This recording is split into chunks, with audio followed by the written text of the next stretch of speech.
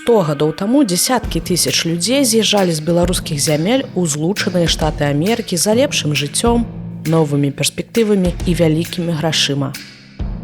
Іх жыццё на радзіме ў Беларусі ці ў расійскай імперыі, ці Польшчы, ці савецкай Беларусі было складаным са шматлікімі выпрабаваннямі. У падкастах «Земля свабоды» мы расказваем гісторыі ўраджэнцаў Беларусі пра тое, як яны жылі на беларускіх абшарах 100 гадоў таму і што атрымалі на чужыне, куды часцяком з'язджалі без грошай, але са спадзяваннямі на лепшае. Палатно працягвае цыкл аповедаў пра беларускіх яўрэяў, якія з'ехалі ў Амерыку 100 гадоў таму. Гэтым разам мы расказваем гісторыю Хелен Вайнберг, якая пераехала з Каменца ў Нью-Джерсі. Бацька Хелен Шмуль меў краму будаўнічых матэрыялаў у Камянцы. Дзякуючы гэтаму сям'я жыла добра. Іх, Хелен і яе брата, вучылі настаўнікі дома. Яны таксама хадзілі ў Хедер, пачатковую яўрэйскую школу. Маці звалі Неха, яе сям'я паходзіла з Беластоку. У сям'і быў старэйшы сын, але ён памёр у дзень свайго абразання. З таго часу маці Хелен вельмі баялася сурокаў, таму кожнаму дзіцяці рабіла дадатковую кішэню на адзенні, куды клала соль. Бацька шмат працаваў і шмат часу праводзіў у краме. Ён не хацеў, каб мы з'язджалі ў злучаныя штаты.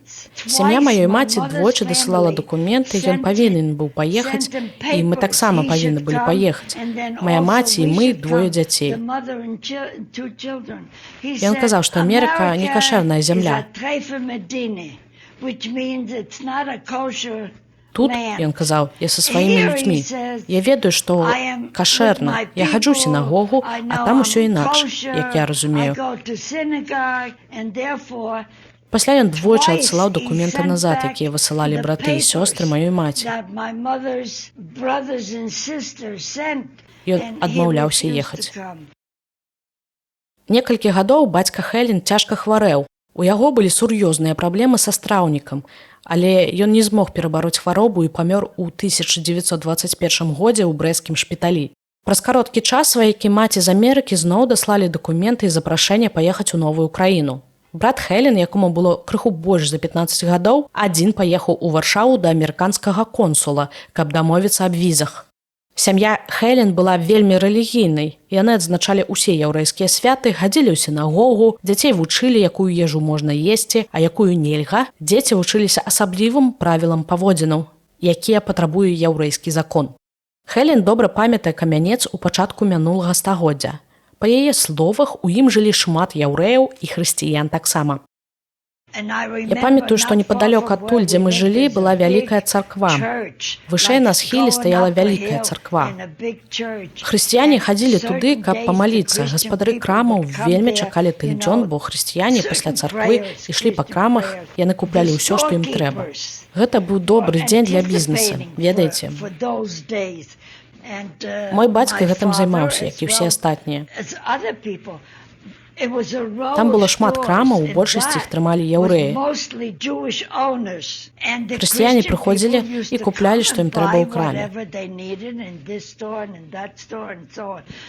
Было шмат рабаванняў.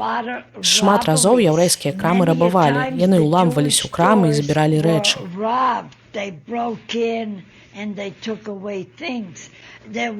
Не было добрых адносінаў у хрысціян і яўрэяў. Хрысціяне, думаю, так будзе слушна сказаць, ненавідзелі яўрэяў. Шмат разоў рабіліся пагромы. Яны спальвалі то тут, то там. Ці пачыналі бойку з яўрэямі. Не было гармоніі, адчування гармоніі. Мы не былі дастаткова ў добрых стасунках з імі. Не з усімі, канешне, былі добрыя людзі таксама.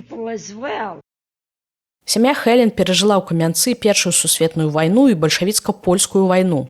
Яна памятае, як бальшавікі ваявалі з палякамі ў горадзе. Яна чула стрэлы, памятае, як маці хавала дзяцей.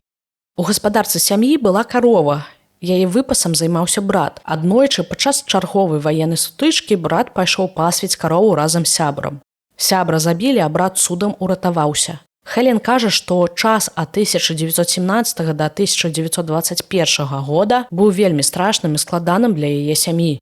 Прыкладна праз 3 месяцы пасля смерці бацькі Хелен, яе брат і маці паехалі ў Амерыку. Яны дабраліся да Антверпена, селі на карабель, але на шляху у карабля здарыліся нейкія праблемы, таму прыйшлося вярнуцца назад. Адносна хутка яны зноў селі на карабель. Падарожжа ў Злучаныя Штаты заняло некалькі тыдняў.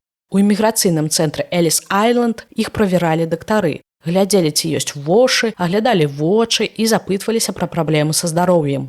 Затым сям'ю Хелен сустрэў дзядзька. Ён забраў іх у Нью-Джерсі. У Нью-Джерсі ўжо больш за 20 гадоў жылі браты і сёстры маці. Яны пераехалі ў Амерыку 1890-е гады. На той час яны ўжо добра жылі ў Штатах, мелі сям'ю і добрую працу. Пёравыя коўдры. Маці прывезла пару з іх сюды. Яшчэ маці прывезла вялікія прыгожыя хусткі для маіх цётак. Яны былі незвычайныя, даволі дарагія, вялікія, доўгія. Карункавыя ці нешта падобнае. Яны былі з воўны, прыгожыя карункавыя рэчы з рознымі ўзорамі. Хусткі, чорныя хусткі, карункавыя.